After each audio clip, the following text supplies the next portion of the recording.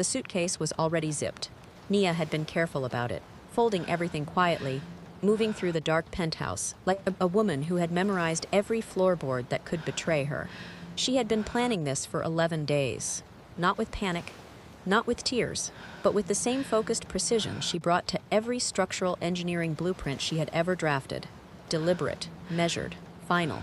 She had a flight booked out of Incheon International at 6:15 in the morning. She had a sublet lined up in Port Harcourt, where Tabena's colleague was vacating at the end of the month. She had already migrated her project files to her personal drive. Her contracts were forwarded. Her mother knew to expect a call once she landed. Everything was in order. She just had to get to the elevator. The bag sat beside the bedroom door at 4 in the morning, and Nia stood in front of the floor-to-ceiling window, looking out at Incheon spread below her like a city that had never once asked for her opinion. The Era River caught the last of the night's light the way it always did at this hour, silver and slow and completely unbothered. She had looked at this view 419 times.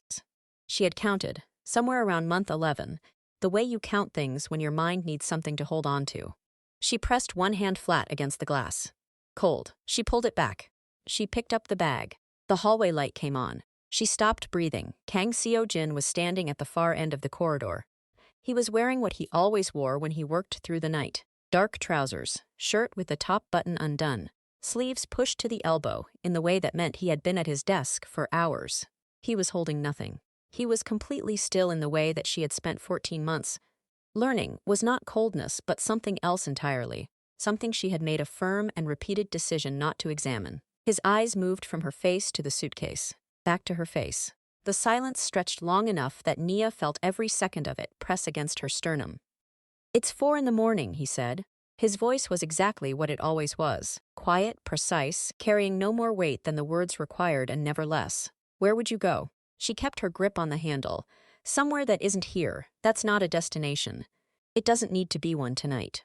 She met his gaze and held it, because she had learned in 14 months that looking away from Kang Seo-jin first always felt like losing something. "The car is already booked. You don't need to cancel it. I'll take the stairs if I have to." He didn't move toward her. He didn't reach for his phone to call off the driver. He just stood at the end of that hallway and looked at her with the expression he wore for everything. Negotiations, funerals, the quiet dinners they had shared in rotating silence, and said the one word she had not prepared a response for. Okay, just that.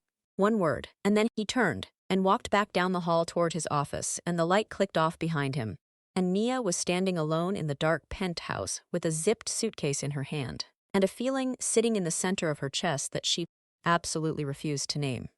She stood there for 40 seconds, then she put the bag back inside the room. She had not wanted to marry him. That was the true version. And Nia Asante had always chosen true versions even when they cost her something. She had sat across from Kang Seo-jin 13 months ago in a private dining room in Lagos that she had not chosen and could not have afforded. At a table set with food she did not touch, and she had looked at a man she had met exactly once before and said yes to an arrangement that she understood with complete clarity and accepted anyway. Kwame had been 22 years old when he made the kind of mistake that 22-year-olds make when they are full of hunger and short on wisdom, and have not yet learned that certain rooms charge an entrance fee you discover only when you try to leave. By the time Nia found out the full amount, it was not a number with a legal solution. She had tried everything. She had liquidated savings. She had called in every professional favor she had spent 6 years building. She had sat in her apartment in Abuja at 2 in the morning with spreadsheets open and watched the numbers refuse to cooperate no matter how many times she rearranged them. And then a man named Tai Yang had appeared at her firm in Lagos and placed a card on her desk with both hands and a slight bow and said, with impeccable manners, that Mr. Kang would like the opportunity to propose a solution. She had expected threats. She had walked into that dining room in Lagos prepared for pressure, for theater, for the particular performance of powerful men who want something, and have decided you have no other options. What she found instead was a man who sat across from her with his hands folded on the table and laid out terms with the precision of someone who had already decided the conversation would not require any of that. 2 years. She would relocate to Incheon and live in his residence as his wife. She would be present at the engagements where a wife's presence was required. She would not involve herself in business matters. In return, Kwame's debt was cleared entirely, Her brother was relocated to Calgary with enough to begin again, and at the end of 24 months, she walked away free, with a settlement that would let her start her practice anywhere in the world she chose. He had given her 3 days to decide, and had not contacted her once during those 3 days. She had asked him a question before she left that first meeting. Why marriage specifically? Why not a different kind of contract? He had looked at her for a moment before answering, in the considering way that she later came to understand was simply how he processed things, fully, before speaking. Because the role requires someone with a genuine reason to remain for the full duration, he said. You have one. She had signed the contract. She had called Tabena from the car on the way home, and Tabena had said Nia, no, with a kind of quiet urgency that meant she was too worried to even raise her voice. Nia had told her it was handled and changed the subject, and Tabena had let her, which was one of the things Nia loved most about her. She knew when to push and when to simply stay close. She had called Mama Ya in Kumasi and said she was getting married and moving to Korea, and that she would explain when she could. Mama Ya had gone quiet on the line in the specific way that meant she was carrying something back, holding it inside her chest where it wouldn't spill until the right moment. Then she had said, Nia, my daughter, you have always carried things that were too heavy and called it strength. Nia had told her she was fine. Mama Ya had said, I know. The way she said it made clear she did not entirely agree. The wedding was small, legal, and entirely without sentiment. 2 witnesses, a registrar. Words that were true in a technical sense exchanged by 2 people who had both read contracts carefully enough to understand what they were agreeing to. Afterward, they had ridden to the penthouse in separate silence, and Kang Seojin had shown her the room she would use. Told her the staff would manage whatever she needed. Said she was free to move through the space without restriction. Then he had walked to his office at the far end of the penthouse and worked until 2 in the morning, and she had lain in a bed that smelled of fresh linen and no one, and stared at the ceiling of a city she didn't know yet, and thought about Kwame landing in Calgary, and told herself it was worth it. The first month she had built herself a structure. Korean language lessons every morning at 8, with a tutor who came to the apartment and was very professional and very patient with Nia's insistence on understanding grammar rules before vocabulary, which was apparently backwards but produced results. Site visits to the harbor districts and the old market quarters. Long walks along the Ara River in the early evenings when the light was doing something interesting with the water. She had always been good at building order inside discomfort. It was the thing she was perhaps best at in the world. The second month she began noticing things she hadn't meant to notice. The penthouse had no photographs, not one, no family portraits, no framed moments, no evidence on any surface that the man who lived here had ever stood beside another human being and thought the moment worth keeping. The staff, 4 people who maintained the space with quiet efficiency, moved differently when Kang Seojin was present versus absent. Not in the way of fear, nothing so simple as that. More like a careful adjustment, the way people recalibrate around something that has weight and direction, and requires a slight shift in how you position yourself all for it. She noticed that he ate every dinner alone at the table by the east window, even on the evenings she was in the next room. Not out of rudeness, out of what looked, if she was willing to see it clearly, like a man who had simply long since stopped assuming anyone would want to sit across from him. One Tuesday in the second month, she had carried her plate to that table and sat down. He had looked up. She had looked back. The silence between them was not hostile. It was just 2 people deciding whether to make something of a moment or let it pass. She had opened her book. He had returned to his documents. When she stood to leave, he said, without looking up from the page he was reading, the fish tonight was different. I asked the kitchen to adjust the seasoning, she said. It was better, he said. I'll tell them, she said. That was the whole exchange. But it was also the first thing they had said to each other that wasn't logistical, and she had thought about it, later that night more than she intended to. It became the pattern after that. Dinner at the table, books and documents and the sound of the city 30 floors below. Occasional sentences about things on the surface of life, a news story, something she'd read, a change in the weather, coming off the water. Nothing that went below, nothing she couldn't step back from. Then 7 months in, she had mentioned the tender she was working on, a remote contract for a firm in Lagos, a mid-rise residential structure in a district with difficult soil conditions. And the engineering challenge was significant enough that she'd been thinking about it constantly. She said it the way she said most things, not looking for a response, just thinking out loud. He had put down his chopsticks and asked a question. Not a polite question, not the kind people ask when they want you to know they were listening. A specific, technically informed question about load distribution in soft soil environments that told her immediately he had understood what she was describing, at a level that most people with engineering degrees didn't reach without years of fieldwork. She had stared at him. My first properties were in coastal districts, he said simply, by way of explanation.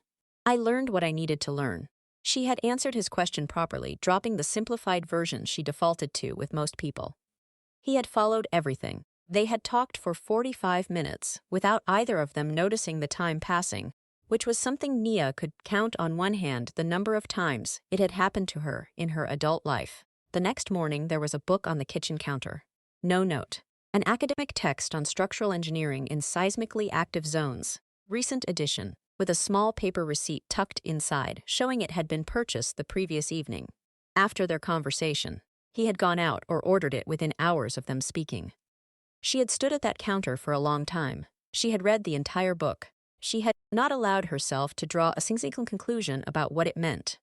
By month 10, she had understood that she had been wrong about something important. She had agreed to share a roof with a man she believed she had categorized correctly. Controlled, transactional, occupying the kind of dangerous power that stops explaining itself because it no longer needs to.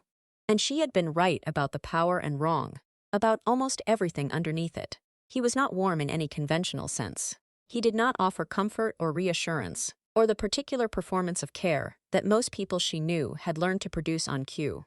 But there was something under the stillness that she had begun, against every clear-eyed intention she possessed, to recognize. She recognized it because she had the same thing living inside her, the same instinct toward quiet in rooms full of noise, the same preference for one true thing over 5 easy ones, the same bone-deep weariness of being the person that everyone around her depended on, and the discovery, gradual, then all at once, that the dependability had become the whole shape of her, and she had lost track somewhere along the way of what was underneath it. She had looked at him across the dinner table on a Tuesday in the 10th month, and understood that if she stayed much longer she was going to do something she could not reverse. So she had started packing. She made tea because sleep was finished and sat at the kitchen island with both hands around the mug and thought about Mama Ya's voice on their last call. You married a storm, Nia. The question is never whether storms are dangerous. The question is whether your stand is inside one or outside one. She had told her mother she didn't understand what that meant. Mama Ya had said, "Yes, you do, my daughter." She heard the office door open down the hall, heard his footsteps, unhurried, even. Always exactly that, moving through the penthouse, heard them stop. He appeared in the kitchen doorway, still fully dressed, which confirmed he hadn't slept. He looked at her at the island, then at the doorway to the room where her bag was, and something moved through his expression. That small, contained shift that she had become, against her will, fluent in reading. He came to the other side of the island and filled a glass of water from the tap and stood there. You came back, he said. I didn't go anywhere. You came back from going, he said, not correcting her. Just precise. She tightened her hands around the mug. Don't build a story out of it. I'm not. He set the glass down. I'm saying what happened. He looked at her directly, Nia. Her name and his voice, careful and exact, always landed differently than she was prepared for. What did you want it to look like? She went still. What? This. He didn't gesture. He didn't need to. The word held everything. The kitchen, the penthouse, the 14 months, all of it. When you agreed to the arrangement, you had a version of it in your mind. What was it? That isn't relevant now. It is, he said, because what's in front of us clearly isn't it. And I want to understand the distance between the two. The clock read 4:53. The Ara River outside was silver and quiet. She had stood in this kitchen 1,000 mornings and never had a conversation that went below the surface. I thought invisible would be easier, she said. She hadn't planned to say it. It came out anyway, in the honest way that things came out at 5 in the morning when you were too tired to manage them. 2 years as a background presence in someone else's life. I thought that would be simpler than being seen. I didn't calculate correctly what invisible actually costs when you're living it from the inside. He was quiet, long enough that she thought he might not answer. Then, no, he said, I imagine not. A pause. I didn't calculate it either. She looked at him. Did you know it would go this way? No, he said, simply no qualification. I haven't been close enough to anyone in a long time to know what any version of closeness feels like. I had no frame of reference. It was the most unguarded thing he had ever said to her. They stood on opposite sides of the kitchen island in a penthouse above Incheon at 4:53 in the morning. Not touching, not resolved, not anywhere close to the beginning of an answer. But for the first time in 14 months, saying true things. Outside, the first gray light of morning was beginning at the edges of the sky above the Ara River, slow, quiet, entirely indifferent to the two people inside the glass tower above it who were, without quite meaning to, finally starting to speak. She slept for 2 hours. Not because she was at peace, she was nowhere close to peace, but because her body made the decision without consulting. Her and she woke up at 7:15 with her cheek against the pillow and the Incheon morning already fully committed to being bright and indifferent outside the window.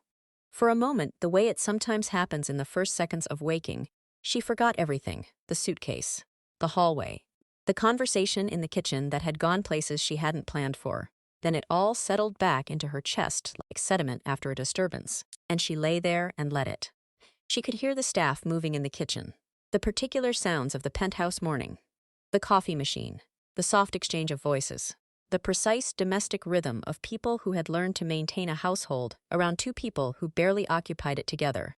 She got up, washed her face, looked at herself in the bathroom mirror for a moment, in the assessing way she had developed over the past 14 months, checking for evidence of what the night had done to her face. There was some.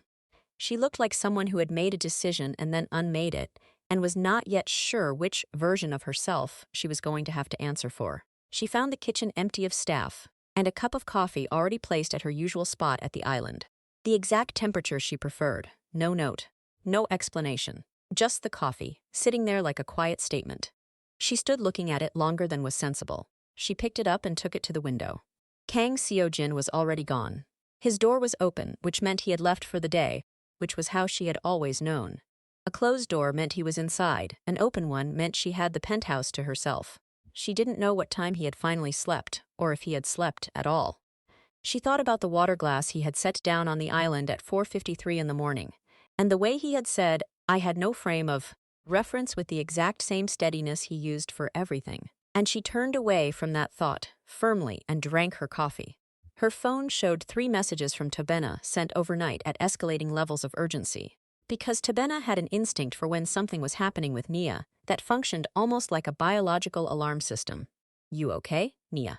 I'm going to need you to respond, or I'm going to assume the worst, and you know I have an active imagination." Nia typed back, "I'm fine. Didn't leave. Tell you later." Tabena's response came in under 30 seconds. "Didn't leave. I need the full debrief immediately. I mean it. I will call."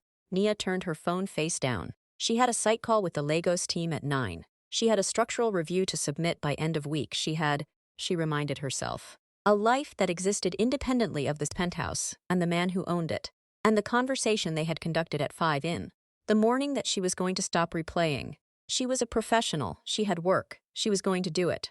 She opened her laptop. She stared at the screen for 4 minutes without reading a word. She closed the laptop. Tae-young came to the penthouse at 11. This was not unusual. He came often. Sungmin, she had been told in the early months, did not mean Kang Seo-jin's assistant in any ordinary sense of that word. He was something closer to an extension of him. The person who knew everything and said very little, and moved through rooms with the quiet efficiency of someone who had long since learned that the most useful thing you could be was invisible until you weren't. He was perhaps 30, with a face that defaulted to pleasant neutrality, and eyes that were doing something considerably more attentive than pleasant neutrality. Nia had decided in the 3rd month that she liked him, and in the 5th month that she trusted him slightly, and in the 9th month that his loyalty to Seo-jin was the kind that wasn't performed or negotiated, but had simply become structural. The way load-bearing walls become structural. You don't choose them every day. They just hold. He knocked at the study door where she had relocated with her laptop in an attempt to make herself work. "Miss Nia, do you have a moment?" She gestured to the chair across from her. He sat, placed a folder on the desk between them, and folded his hands over it with the particular stillness that told her this was not a routine visit. "There's something, Mr. Kang asked me to inform you of," he said. He would have done it himself, but he had to be somewhere earlier than planned this morning. She waited. "Are you familiar with the name Director Lim?" Something moved along the back of her neck. Not a name she had heard before, but the way Tae-young said it, with the careful flatness of someone controlling the weight they give a thing, told her it was a name she should take. Seriously. No, she said. Taeyang nodded once. He operates a competing network. He and Mr. Kang have had an arrangement of mutual non-interference for several years. That arrangement has been under strain recently. He paused. 3 days ago, Director Lim's people photographed you at the market near Yeonsu district. The photographs were sent to Mr. Kang without comment. The back of Nia's neck tightened further. Without comment, she repeated. The communication itself is the comment, Taeyang said. It means he knows who you are. It means he knows you leave the penthouse without security. And it means he has decided that Mr. Kang should be aware that he knows these things. He held her gaze. Mr. Kang has asked me to let you know that he would prefer you not go out alone for the next few weeks. There will be a car and 2 people available to you at any time you want to go anywhere. Nia set her pen down on the desk. She looked at the closed folder between them. Then she looked at Taeyang's face, which was giving her the information and nothing extra, the way he always did. How serious is this? She asked. Serious enough that Mr. Kang told me to tell you today, he said. He does not share information about operational matters with people outside his team unless the situation requires it. She absorbed that. And he decided I needed to know. Yes. She thought about the man standing in the hallway at 4 a.m, looking at her suitcase. She thought about okay, said with no argument, no appeal, nothing. She thought about a coffee cup at exactly the right temperature placed at her spot. At the island, she pushed all of it to one side. What does Director Lim want? She asked. With me specifically. What's the play? Taeyang's expression shifted in a way that told her she had asked the right question. Your leverage, he said, not a target. There's a difference, but it requires that you don't give anyone the opportunity to make you a target. He paused. Staying inside for a few weeks is the simplest solution. Nia picked her pen back up. Tell Mr. Kang I heard him, she said.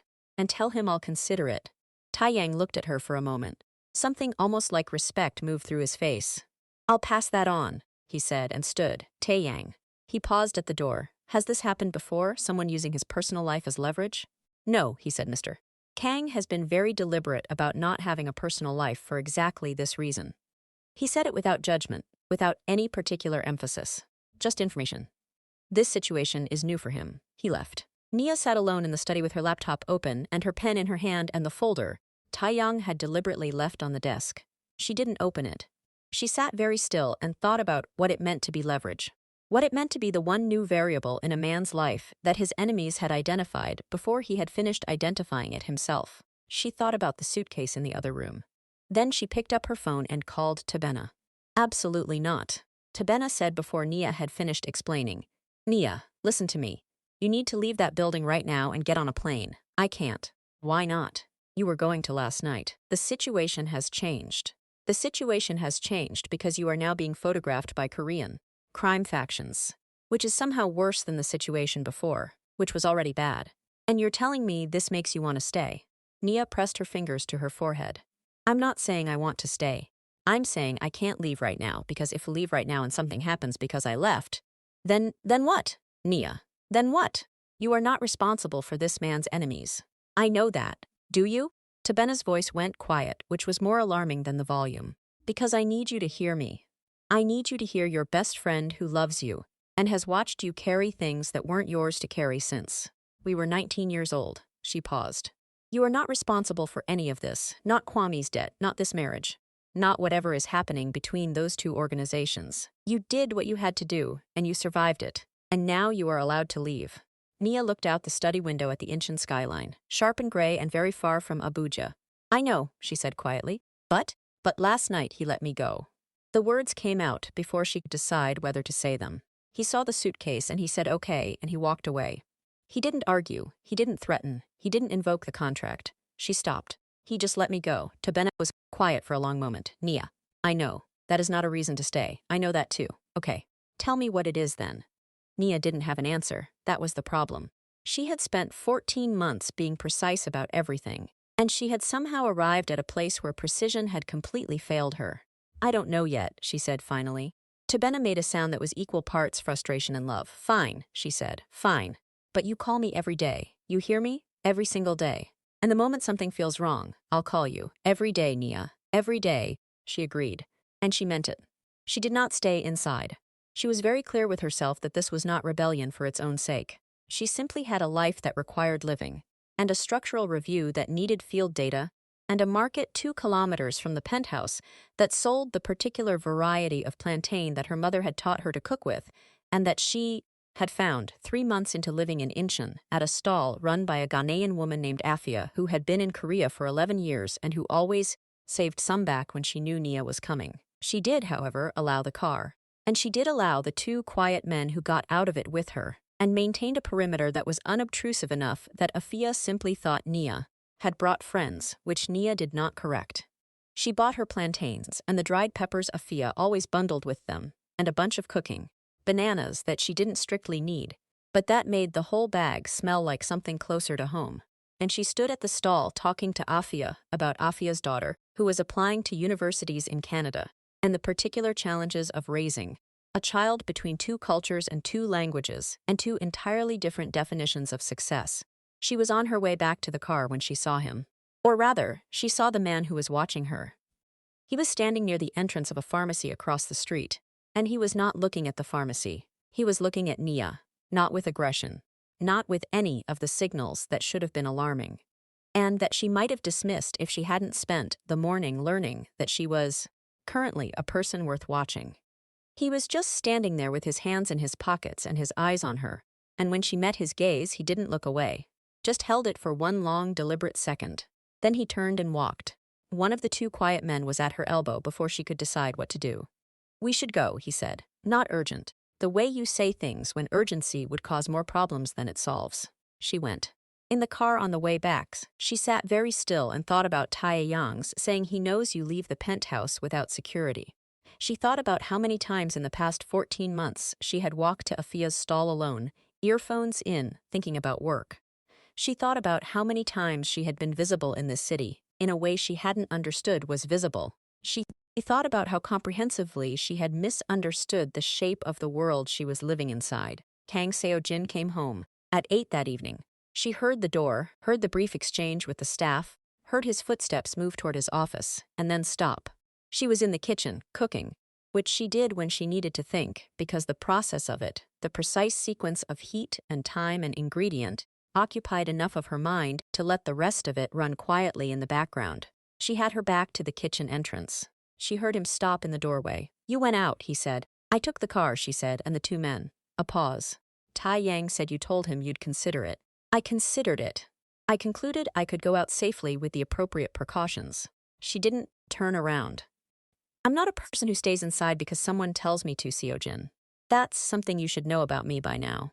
Another pause. Longer. She heard him come into the kitchen, not toward her, just further in, and then the sound of him pulling out the stool at the island and sitting down, which was something he had never done while she was cooking.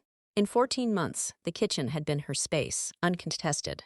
He sat at the table by the window and waited for whatever she produced. She didn't comment on it. She kept cooking. "There was someone watching," she said, after a moment. "I know," he said. "I was informed." "Director Lim's people? Most likely." His voice was exactly what it always was. She had stopped being fooled by that months ago. The evenness wasn't absence of feeling. It was discipline over it. "I'm sorry," he said. "This is a consequence of my world that you shouldn't have had to encounter." She turned then. He was sitting at the island with his jacket off, elbows on the counter, looking at her with an expression that was as close to open as she had ever seen his face get, which wasn't very open by most people's standards, but was, by his, considerable. "Why is it escalating now?" she asked. "You said you and Lim had an arrangement." "We did." He picked up the glass of water she had left at the island's edge without thinking, which he took without comment. "He's testing the edges of it. It happens when someone believes you've acquired something worth taking from you." He looked at the glass. "Or believes that you have something that makes you hesitant." She understood what he meant. She looked at him steadily. "Me. You being here changes the calculation. It gives him a surface to press against that didn't exist before." He set the glass down. "I factored for a great many things when I structured this arrangement. I didn't factor for this correctly. What does that mean for the next?" She stopped, recalculated the question. "What does that mean for the next 7 months?" He held her gaze. "It means I need to ensure that leaving is something you do on your own terms when the time comes. Not because someone else moved the situation." He paused. "I won't let this become a reason you're forced out before you choose to go." She stood across the kitchen from him with a wooden spoon in her hand and thought about all the things he had just said and all the things underneath them. She thought about said in a dark hallway. She thought about a book on the counter with no note. She thought about a man eating alone at a table, by a window for 7 months straight, because he had stopped assuming anyone would want to sit across from him. Seojin, she said, when did you last have someone in your life who wasn't here because of what you represent? The question landed in the kitchen and sat there. He was quiet long enough that she thought he might not answer. Then, I don't remember clearly, he said. Long enough ago that I had stopped expecting it. She turned back to the stove. That's too long, she said. He didn't respond to that. But he stayed at the island while she finished cooking. And when she put the food on the table, at the table by the window, both plates, without discussing it, he moved from the island to the chair across from her and sat down, and they ate together in the particular silence that had stopped being empty somewhere along the last 14 months, and had become instead something she didn't have a name for yet. Outside the penthouse, Incheon moved through its evening. Director Lim's city existed somewhere inside it, pressing at the edges of something. But in the kitchen the food was warm and the river below was silver, and Nia Asante, who had packed a suitcase at 4 in the morning and put it back by 5, sat across from a man she had been wrong about in ways she was only beginning to fully count. And somewhere in the building, her phone buzzed with a message from a number she didn't recognize. She wouldn't see it until morning. By then, everything would have changed. The message was from a number with no country code. Nia saw it at 6:42 in the morning, standing at the kitchen island with her first coffee, still in the soft gray shirt she slept in, hair loose, completely unprepared for what the screen was showing her. She read it once, then again, then a third time, slowly, the way you read something when your brain keeps refusing to process it correctly. Your husband has been paying for your brother's medical treatment since month 4. Kumasi General. Ask him why he didn't tell you. Then ask yourself why a man like Kang Seojin does anything he doesn't have to do. That was all. No signature, no follow-up, no explanation of who had sent it or what they wanted her to do with it. She set the coffee cup down very carefully on the counter. Because her hands had started doing something she didn't want them to do. She read the message a 4th time. Then she put the phone face down on the counter and stood there with both palms flat on the cool surface and breathed the way her mother had taught her when she was 12 years old. And prone to the kind of emotion that came out sideways if you didn't give it a proper direction, in through the nose. Count 4, out through the mouth, count 4. Again, Kwame had been sick. Her brother had been sick, and nobody had told her. She picked the phone back up and called Kwame's number in Calgary. It rang 6 times and went to voicemail, which meant he was either asleep, it was late evening there, or he was avoiding something. Kwame avoided things when he felt guilty, which she knew because she had raised him through 3 years of adolescence while their mother worked, double shifts, and she had learned every version of him.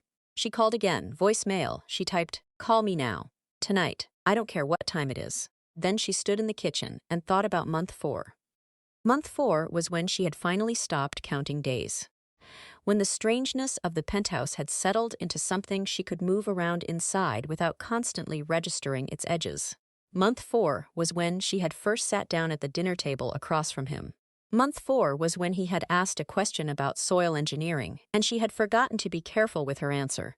Month 4 was apparently also when Kang Seo-jin had begun paying for her brother's medical treatment at a hospital in Kumasi without telling her brother to tell her, for 10 months. She thought about what that meant. Not what it was supposed to mean, not the romantic interpretation that a part of her was already constructing, and that she was firmly shutting down. But what it meant in practical, factual terms. He had found out Kwame was sick. He had arranged payment. He had said nothing. For 10 months he had sat across a dinner table from her, 3 or 4 nights a week, talking about engineering and weather, and the way the city looked from 30 floors up, and had said nothing.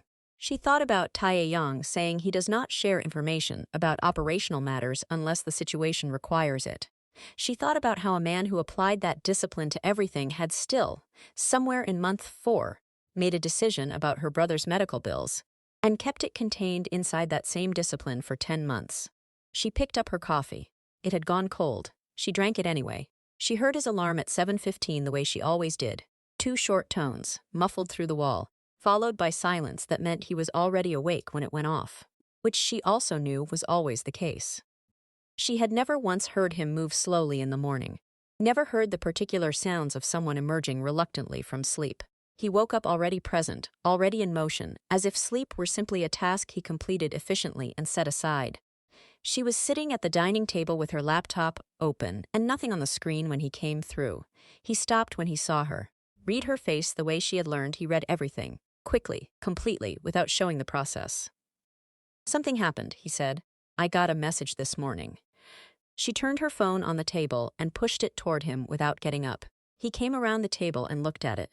She watched his face. Nothing dramatic moved across it, but something settled. A kind of stillness that was different from his usual stillness, heavier, the stillness of a man who had been waiting for a particular door to open and had now heard the handle turn. He straightened, set the phone back on the table. "Kwam has been sick," she said. Her voice came out level, which cost her something. "Since when?" "Month 3. He pulled out the chair across from her and sat down. Not to make himself comfortable, to put himself at eye level with her, which she registered. A cardiac condition, treatable but requiring ongoing management and medication. He was diagnosed 6 weeks after he arrived in Calgary. He didn't tell me. No, a pause. He didn't want you to feel that the arrangement you had made was insufficient, that you had sacrificed what you sacrificed, and it still hadn't been enough. She looked at the table, the grain of the wood, the coffee ring from this morning's cup. Ordinary surfaces while extraordinary information rearranged everything behind her eyes. "How did you find out?" she asked. "I check on people I've made commitments regarding," he said simply. Kwame's relocation was my commitment. His welfare was part of that commitment. I found out the way I find out things I need to know. And you decided to pay for it without telling me. "Yes." "Why?" She looked up at him. "You didn't have to. It wasn't in the contract. Kwame's ongoing health was not your obligation." He held her gaze. "No," he said, "it wasn't." "Then why?"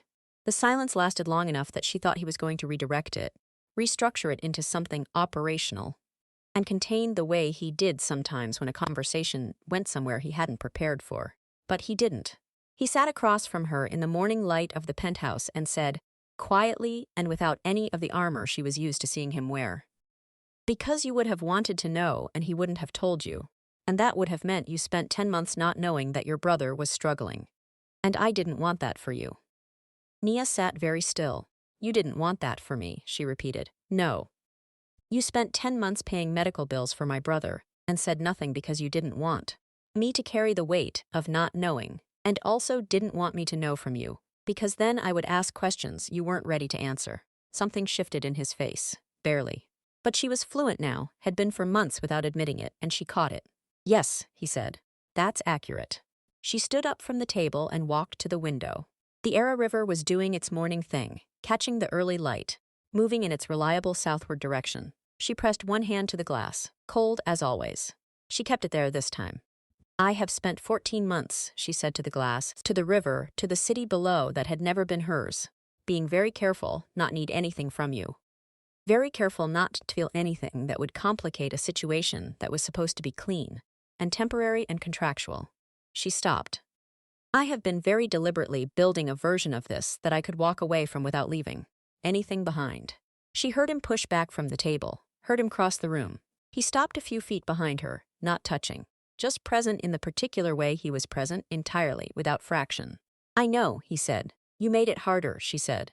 "Every time I thought I had the shape of who you were, you did something that didn't fit the shape.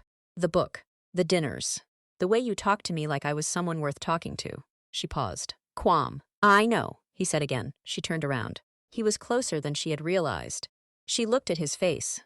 The face she had looked at across dinner tables and kitchen islands and balcony, silences for 14 months, the face she had spent considerable energy not examining too carefully. And she said the thing she had been managing. "For 4 months. Who sent me that message, Seojin?" His jaw tightened. Slight control, but she caught it. "Director Lim," he said. "Or someone in his structure." "Why? To destabilize you.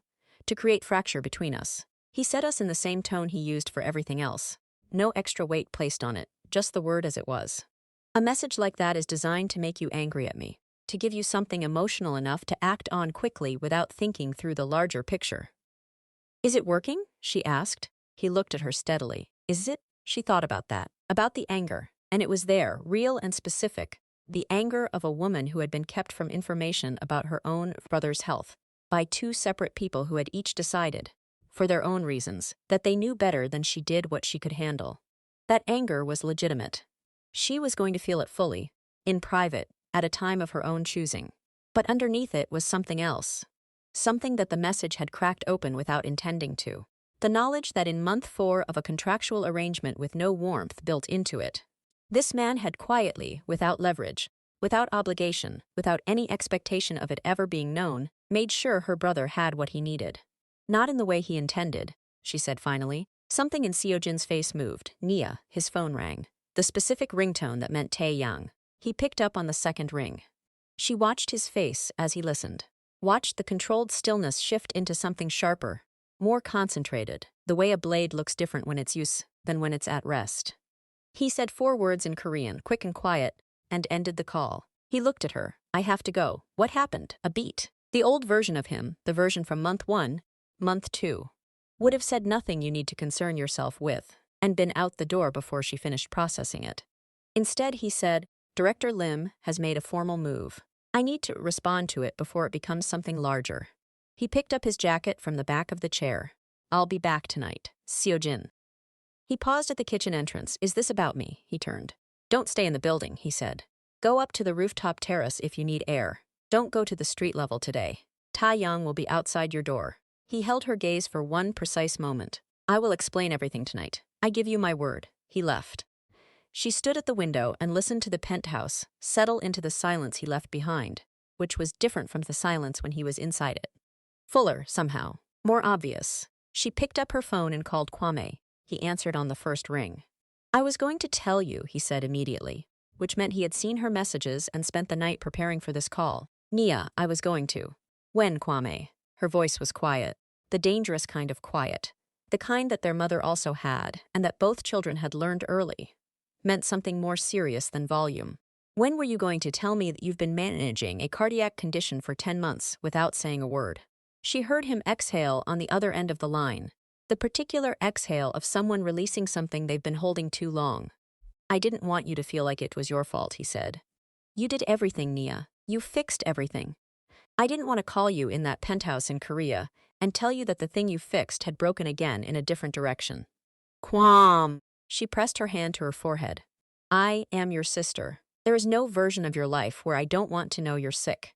There is no fix large enough or sacrifice significant enough that it earns you the right to hide that from me. Do you understand? A long pause. Yes, he said quietly. Are you managing it? Are the doctors good? They're very good. The medication is working. A pause. Nia, Kang Seojin. He arranged everything. Directly. I didn't know how to tell you that either. That your husband was paying for my treatment, and you didn't know. She looked at the Ara River outside. I know now. Are you angry at him? She thought about it honestly. I'm working through what I am, she said. I'll let you know when I get there. Kwame was quiet for a moment. Then, carefully, her little brother who had grown up while she wasn't watching, who had made a bad mistake and lived inside its consequences and come out the other side still fundamentally himself, he said. What's he like, Nia? Actually, not the version you told Mama so she wouldn't worry. She looked at the window, at the river, at the city she had arrived in with a single carry-on bag and a contract, and the firm intention of passing through it like weather. He's not what I thought he was, she said. I'm still figuring out what that means. Is that good or bad? She thought about a hallway at 4 a.m. and a single word, and lights clicking off. I don't know yet, she said.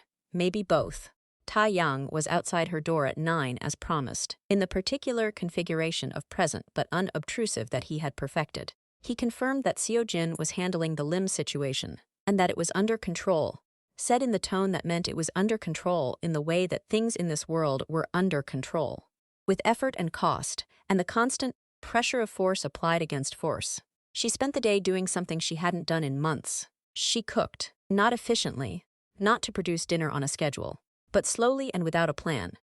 The Ghanaian dishes that Mama Ya had built into her hands over 20 years, the ones that required time and attention and the particular patience of food that couldn't be rushed without losing itself. She cooked kelawel and groundnut soup and jollof rice that she made from memory, adjusting by smell and color the way her mother had taught her, and the penthouse filled with smells that had nothing to do with inchin or contract arrangements or the specific loneliness of beautiful spaces that no one truly inhabited.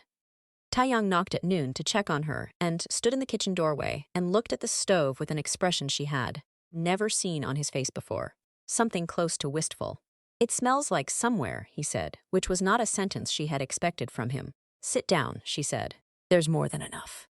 He looked genuinely uncertain for a moment. She realized she had perhaps broken some protocol she didn't know about.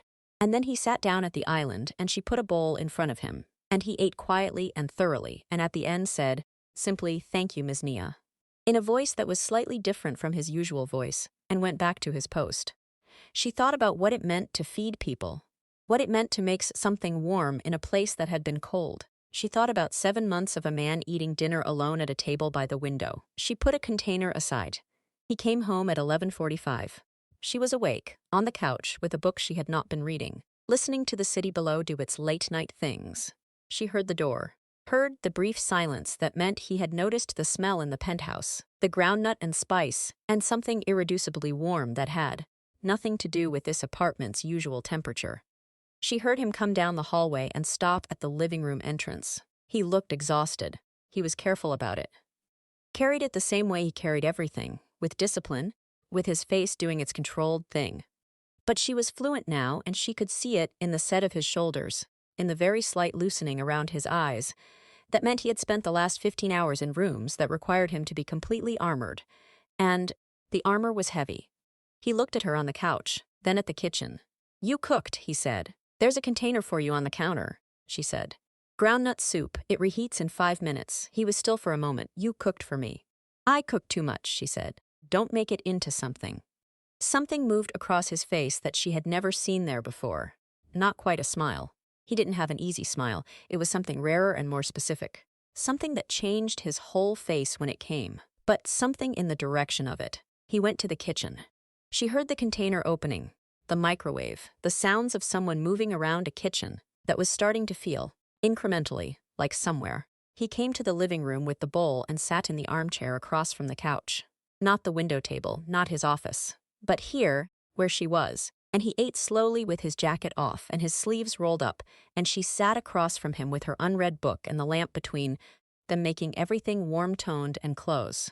When he finished, he set the bowl down and leaned back in the chair and looked at the ceiling for a long moment.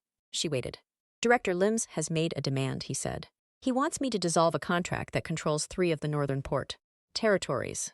It's not a demand I can meet, but he has positioned it in a way that makes the next move dangerous regardless of which direction I take." "It and me?" she asked. "Where do I sit in this?" He looked at her. "He sent me a message tonight. He knows you've been here 14 months. He knows the arrangement ends in 7. He paused. "He said that if I don't begin negotiations on the ports, he'll make the 7 months uncomfortable for both of us." The room was quiet. "What does uncomfortable mean, specifically?" "It means he'll make being near me a liability," Seojin said. "He'll make you a pressure point in every room I enter. He'll ensure that the cost of keeping you close is higher than the cost of the ports." He held her gaze. "It's a well-structured move. He has correctly identified that I have something I would not want to see harmed." The words landed in the room and stayed there. She looked at him. At the exhaustion he was carrying with such discipline. At the bowl she had put food in, that he had eaten in the armchair instead of alone at the window table. At the face of a man who had paid for her brother's medication for 10 months and said nothing and called it a commitment. "You said that like it surprised you," she said quietly. "That he identified it." Seojin looked at her steadily. "It surprised me somewhat," he said. "Yes, that you have something you wouldn't want to see harmed." A long pause. The lamp between them made everything amber and close. Outside, Incheon was doing its late night moving, indifferent and bright, and very far from the 2 people inside the glass tower above it. "Yes," he said. "That surprised me somewhat." Nia set her book on the cushion beside her. She looked at her hands. Then she looked at him. "Tell me what you're going to do about Lim," she said. "All of it, not the version you'd tell Taeyang.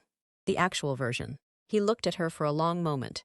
Then he started talking, and she listened, really listened, the way she had listened to almost nothing in 14 months. Until the lamp between them was the only light left in the penthouse and the city. Outside was at its quietest, and the bowl on the table had been empty for 2 hours, and neither of them had noticed. Please, if you have gotten this far, comment where you're watching this from, and subscribe to support the channel. The call came at 2:17 in the morning. Nia's phone, not Seojin's, hers. She was asleep, finally, deeply. The kind of sleep that comes after a day that has wrung every emotion out of you and left you empty enough to rest. And the buzzing pulled her up, through the dark like something physical. She grabbed the phone without checking the screen. Hello. Silence.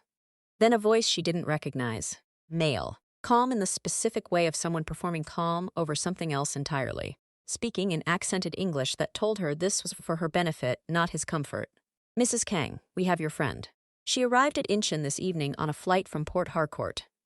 We'd like you to let your husband know that she'll be returned to her hotel, unharmed once he calls Director Lim directly to begin port negotiations. You have until 6 in the morning. The line went dead. Naya sat up in the dark bedroom with the phone in her hand, and the words arranging themselves in her head with horrible clarity. She ran them again. Your friend. Port Harcourt, Tabena. Tabena had not told her she was coming to Incheon. She was on her feet before the thought completed. Down the hallway. Seojin's office light was still on. He had still been working when she went to bed 2 hours ago, and she pushed the door open, without knocking for the first time in 14 months. And he looked up from his desk immediately and read her face in the half-second before she said a word. Tobena, she said. They have Tobena. He was already standing. What exactly did they say? Not a question, a command dressed as one. She gave him every word, precisely in order the way her brain had filed it. He listened without interrupting, eyes on her face the whole time, and when she finished, he picked up his own phone and called Tae Yang, and spoke in rapid Korean that she was good enough now to partially follow. She caught location and airport footage and how many and don't move yet. He ended the call and looked at her. Sit down. I'm not going to sit down. Nia. She came here for me, she said. The words came out flat and precise over something enormous moving underneath them. Tabena got on a plane and came to Incheon because she was worried about me, and she didn't tell me because she knew I'd tell her not to come. And now she is somewhere in this city in someone else's hands, because she loves me, and I need you to tell me right now what you are going to do about it. He looked at her for one long moment. The office was quiet around them. Stacks of documents, 2 screens. The particular atmosphere of a room where serious things were decided. He said, I'm going to get her back. How? I know where Lim operates from. I know his structure. I know which of his people can reason with and which can't. His voice was completely even. This is what I do, Nia. I need you to let me do it. I'm coming with you. No. She's my friend, which is exactly why you're not coming. He came around the desk and stopped in front of her. Close enough that she could see the exhaustion from earlier still sitting behind his eyes, overlaid now with something sharp and focused and very, very awake. You coming with me gives Lim exactly what he wants. You present in that situation is leverage. You here, safe, is the only version of tonight where I can move without having to protect 2 people simultaneously and make clean decisions. She wanted to argue. Every part of her that had spent 14 months refusing to be managed by anyone wanted to push back against the logic and find the flaw in it. But the logic didn't have a flaw. She could see it completely. She was an engineer. She understood load distribution. She understood that spreading force across too many points collapsed structures. If anything happens to her, she started. Nothing will happen to her. He said it the way he said things he had already examined and confirmed. Not a reassurance. A statement of something decided. Tobena is a tool Lim is using for pressure. She has more value to him whole and unharmed than otherwise. He'll return her the moment he has what he needs from me. And what are you giving him? A pause. Not the ports, he said. Something else. Something that costs me but doesn't compromise the people who depend on my network. He held her gaze. It will be enough. What does it cost you? He looked at her steadily. Nia, tell me. It costs me something I built over several years that I would rather keep, he said. But it's a thing, not a person. He reached out. For the first time in 14 months, deliberately and with full awareness, he reached out and put his hand over hers where it was gripping the edge of his desk. One brief, complete contact. I'll bring her back. I give you my word. She looked down at his hand, then up at his face. Come back too, she said. It came out quieter than she intended. Something moved through his expression that she had no word for. He stepped back, picked up his jacket, moved toward the door with the particular focused efficiency of a man transitioning from one mode of himself into another. At the doorway, he stopped without turning around. Lock the study from the inside, he said. Taeyang is in the hallway. Don't open the door for anyone else. Then he was gone. She heard the front door close, heard the penthouse settle into the kind of silence that has a shape to it. The shape of absence, specific and loud.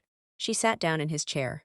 It was still warm. She did not sleep. She did not try. She sat in his office chair and looked at the 2 screens on his desk that showed various feeds and documents she didn't have context for. And she thought about Tabena landing at Incheon International with her enormous carry-on and her bright Ankara jacket, and the specific fearlessness of a woman who had decided her best friend needed her, and had gotten on a plane without telling anyone because that was simply who Tabena was. She thought about every argument they had ever had that ended with Tabena saying, "I love you, but you are the most stubborn woman alive," and Nia saying, "I know, I love you too." She thought about Port Harcourt and the apartment they had shared for 2 years in their mid-20s, when neither of them had any money and both of them had enormous plans. And the future had felt like something they could simply decide to build. She pressed the heels of her hands against her eyes and breathed. At 3:45, Taeyang knocked Ms. Nia. His voice through the door was controlled, but she had learned his voice well enough to hear what was underneath it. "Mr. Kang has made contact with Director Lim's representative. The conversation is ongoing. Is he safe?" A brief pause. "Yes. Is Tabena safe?" "She is unharmed. She's apparently been arguing with everyone in the room since she arrived, which Mr. Kang's contact says has made the situation considerably more complicated for Director Lim's people." Something in Taeyang's voice, very slight and very controlled, that was almost warmth. "She's fine, Ms. Nia." Nia laughed. It came out strange, too close to something else, but it was real. "That's Tabena," she said. "Yes," Taeyang said. "I gathered." She pressed her palm flat on the desk, Seojin's desk. The surface worn smooth in the places where his hands rested most. She thought about a man who had sat in this chair and made decisions about things she couldn't see from where she stood, and had also, in month 4, made a quiet decision about a 22-year-old in Calgary who had a sick heart and a sister who didn't know. She thought about the 2 versions of him existing simultaneously in this room and how long she had insisted on only seeing one. She thought about what it meant to have been wrong about the shape of someone. Not partially wrong. Significantly wrong. Wrong in the direction that mattered. She waited. He came home at 5:12 in the morning. She heard the door and was out of the office chair and in the hallway before she had consciously decided to move. He was there, standing in the entrance, jacket in his hand, a cut across his left cheekbone that had been cleaned but not properly attended to, dried at the edges, the kind of thing that had happened in a room she didn't have details about, and that she was going to need the details about, but not right now, not this second. Behind him, one step back, was Tabena. Ankara jacket wrinkled, carry-on still somehow on her shoulder, looking furious and shaken and completely, entirely herself. She saw Nia in the hallway, and her face did several things in rapid succession. Relief. Anger. More relief. The specific expression of a woman who has been through something alarming and is about to make her best friend fully aware of her feelings about it. "Nia Santi," she said, voice cracking slightly on the second word. "I flew here to check on you and got kidnapped." Nia crossed the hallway and pulled her into a hug so hard that Tabena's carry-on slipped off her shoulder and hit the floor. And neither of them moved to pick it up. She felt Tabena's arms come around her back and grip tight, and they stood there in the entrance of the penthouse for a long moment while Taeyang quietly retrieved the bag and disappeared, and the city outside began its first pale conversation with the morning. "I told you to call every day," Tabena said into her shoulder. "I called. You responded with 3 words. 3 words. What was I supposed to do? Not fly to Incheon without telling me. Counterpoint. I fly to Incheon. I immediately identify the threat level. I gather crucial intelligence. You got kidnapped, Tabena. I gathered intelligence from the inside." She pulled back and looked at Nia's face with the eyes of a woman who had been reading her for 15 years and missed very little. "Are you okay?" "I'm not the one who got kidnapped. That's not what I asked." Tabena's gaze moved past her briefly to where Seojin was still standing in the entrance. She looked at him for a moment, with an expression Nia couldn't fully see from this angle. Then she looked back at Nia. "We'll talk," she said quietly. "Later, when you're ready. I know, go." Tabena picked up her carry-on from where Taeyang had set it. "I'm going wherever Taeyang is taking me, and I'm going to sleep for approximately 100 years. Go." Seojin was in the kitchen. He had taken his jacket off and draped it on the island stool and was standing at the sink, running cold water over his hands, which she could see now had taken some damage that his face hadn't shown her from the hallway. Nothing severe, but real. She went to the cabinet where she had learned 3 months in that the first aid kit was kept and brought it to the island without asking. He turned from the sink, looked at the kit, then at her face. "Sit down," she said. He sat at the island. She came around to his side and opened the kit, and he watched the expression of someone who was not certain what to do with being taken care of, which was a look she recognized from her own mirror and therefore did not comment on. She cleaned the cut on his cheekbone, with the careful efficiency of someone who grew up patching up a little brother with more courage than coordination. He was completely still under her hands, which she had expected. She had not expected the way that stillness felt. Not like endurance, but like trust. "What did you give him?" she asked, focused on the cut, steady. "A shipping contract," he said, 3 years. "Through one of my legitimate holding companies. Profitable enough to matter to him. Small enough that losing it won't affect the people who depend on the larger network. That's what you built over several years. Part of it. Yes." She pressed the closure strip carefully against the cut. "You gave up something you built to get my friend back. I gave up a contract to resolve a situation that I was responsible for creating." He held her gaze. "This started because Lim identified you as a vulnerability. That is a consequence of choices I made. The cost should be mine." She looked at him. At the cut she had just closed. At his hands on the counter that had done something tonight. She wasn't going to ask the full details of yet. That had navigated a world she didn't live in to bring Tobena back to a hallway in Incheon at 5 in the morning. She thought about the word vulnerability and what it meant in this context. What it meant that a man who had structured his entire life to prevent exactly this kind of exposure had, somewhere in the middle of a contractual arrangement, acquired one anyway. "Seojin," she said, "yes, the 7 months." She set the cloth down.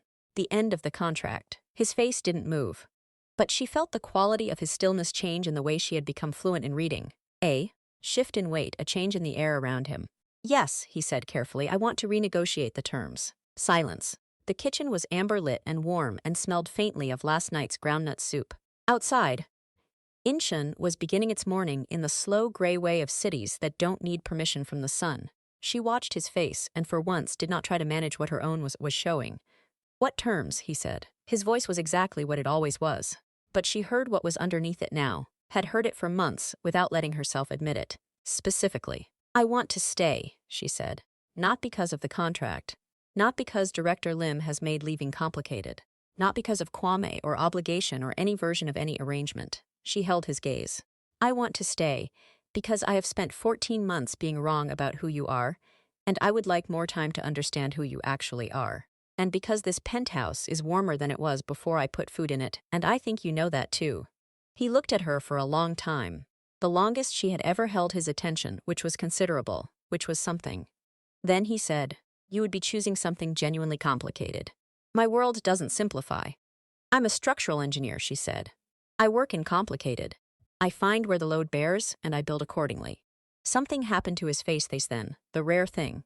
The smile that wasn't quite a smile, but rearranged everything. The one that came from somewhere real and changed the whole architecture of him when it arrived. She had seen it once before, in a kitchen at 4:53 in the morning, and she had thought about it more times than she was going to admit to anyone, including herself. "Nia," he said, "yes, I would like you to stay." He said it in the careful, deliberate way of a man who had decided it was true before he said it, and was not in the habit of saying things any other way. "Not because the contract has 7 months remaining. Because I have spent 14s at a dinner table across from someone who made this space feel inhabited for the first time in longer than I can accurately recall.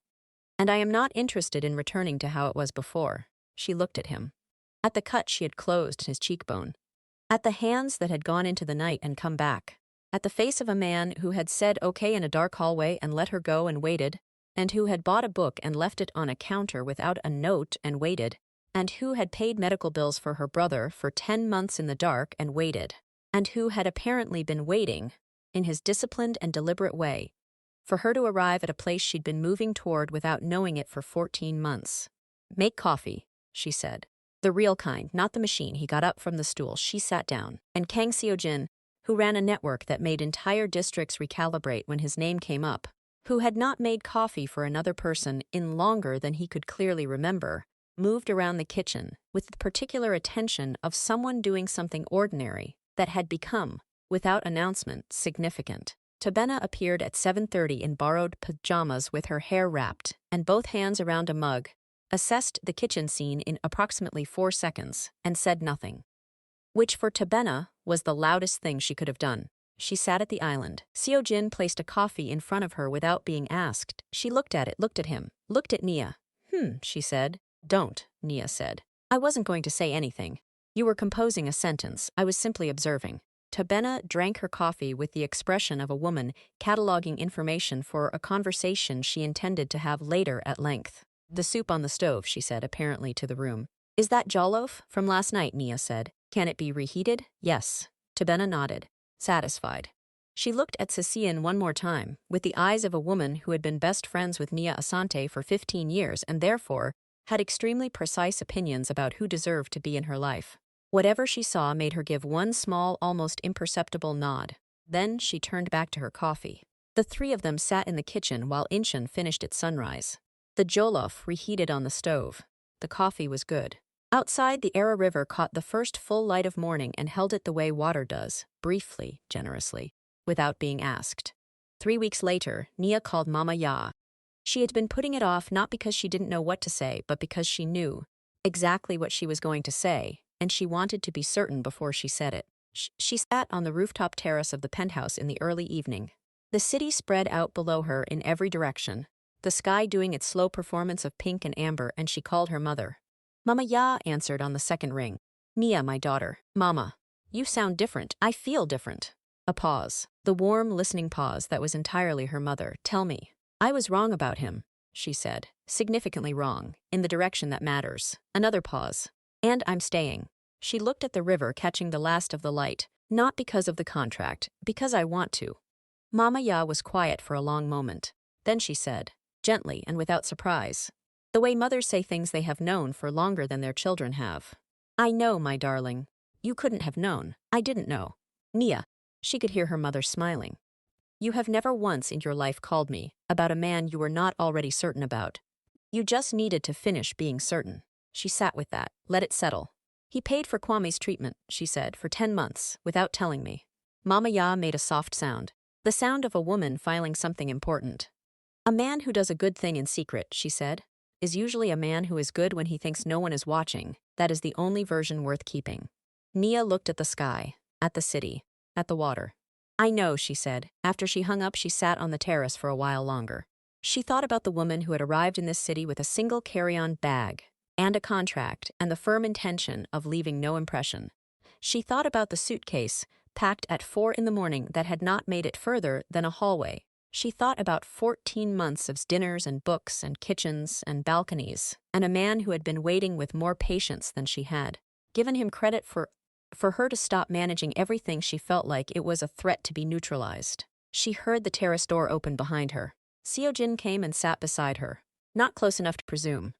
Close enough to be present. He had a coffee, one for each of them, hers exactly right, and he held hers out, and she took it, and they sat together in the evening air while the city below them moved through its ordinary evening, completely indifferent to what had shifted in the glass tower above it. Mama Ya says she knew before I did, she said.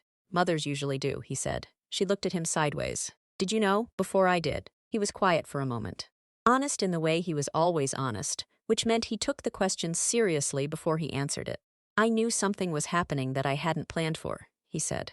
I didn't let myself name it for a long time because naming it felt like it would make you leave faster. She thought about that. About a man who had been careful in the exact opposite direction she had been careful, both of them managing the same thing from opposite sides of it.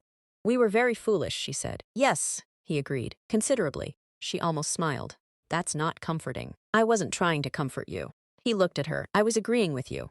She did smile then. The real one, the one that only came out when something had earned it. She turned back to the city below. He turned back to the city. They sat with their coffees in the evening light, not performing anything for anyone, not filling the space with more than it needed. It was not a perfect beginning. There were still the complications of his world. Director Lim neutralized for now, but the landscape always shifting, always requiring navigation. There was still the distance between two people who had spent their whole lives being self-sufficient, learning, incrementally and without a manual, what it meant to let something be shared. There were still phone calls with Tabena, who had returned to Port Harcourt, and was providing daily commentary on the situation with the enthusiasm of someone who had been waiting for this particular development for 15 years, and intended to enjoy every moment of it. There was still Kwame in Calgary, doing well, calling every Sunday now. Really calling, not the surface calls from before, but the real ones. The ones where they talked about what they were afraid of, and what they wanted, and the future they were both still building. There was still all of it. All the friction and the distance and the learning curve of two people whose lives had been built on separate continents, deciding to find where they naturally overlapped. But there was also this. A terrace above a city at evening, coffee that was exactly right. A man who said what he meant because he had decided it was true. A woman who had stopped managing her own heart like a project and was learning, slowly and without apology, what it felt like to let something real have room to grow. The sky deepened. The city lit up below them, one window at a time. Nia Asante, who had almost not packed the suitcase, who had packed it and not left, who had left and come back in the space of a single hallway, sat in the evening above Incheon and understood something she was going to take a long time to fully absorb. She had not changed herself to get here. She had not performed or competed or made herself smaller or larger for anyone's benefit. She had walked into a contractual arrangement being exactly who she was, precise, armored, carrying more than her share, unwilling to be managed. And that had been, in the end, the thing that made her impossible to overlook. The right people found you inside your truth. You didn't have to become someone else to be seen by the ones who were actually looking. She picked up her coffee, drank it, looked at the city, looked at the man beside her who was also looking at the city, quiet in the particular way that wasn't absence but presence, the way she had spent 14 months learning to read and would probably spend a great deal longer continuing to learn. Seojin, she said. Yes, thank you. For going last night. He looked at her. You don't have to thank me for that. I know, she said. I wanted to anyway. He held her gaze for a moment. Then he turned back to the city, and something in the line of his shoulders changed. Released, slightly. The way things release when they've been held too long, and have finally been set down somewhere safe. You're welcome, he said. The sky went dark. The city stayed bright. And two people sat on a rooftop above Incheon with their coffees going slowly cold, beginning the harder and more beautiful thing.